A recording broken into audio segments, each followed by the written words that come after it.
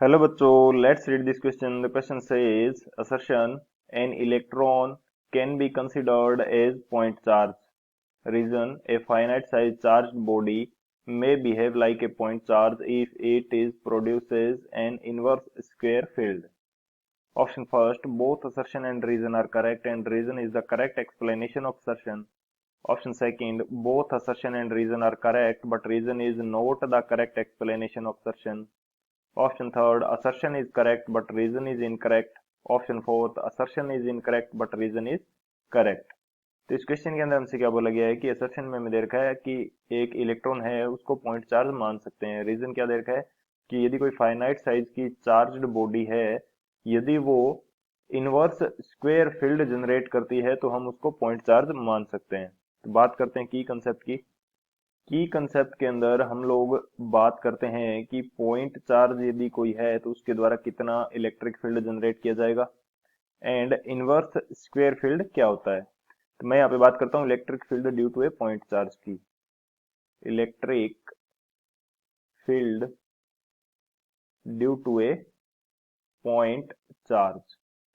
यहाँ पे मेरे पास एक पॉइंट चार्ज Q है जिससे d डिस्टेंस के ऊपर मैं इलेक्ट्रिक फील्ड देखना चाहता हूँ, तो ये E हमारे पास क्या होगा, जिसकी वैल्यू होती है के Q by D square.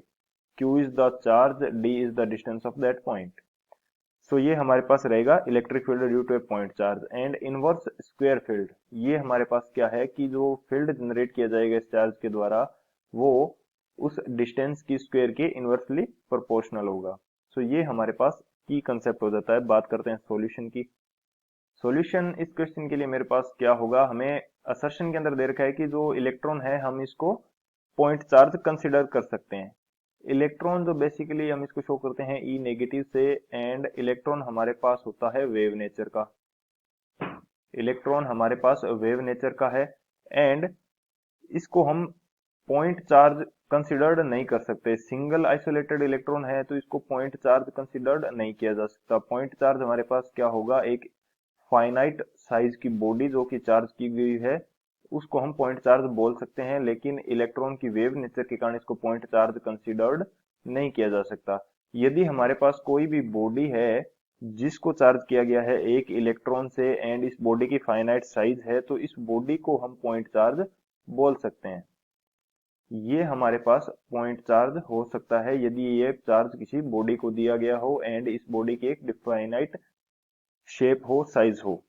Shape नहीं बोलेंगे, साइज बोलेंगे कि डेफिनेट साइज होनी चाहिए, तभी हम इसको पॉइंट चार्ज कंसीडर कर सकते हैं।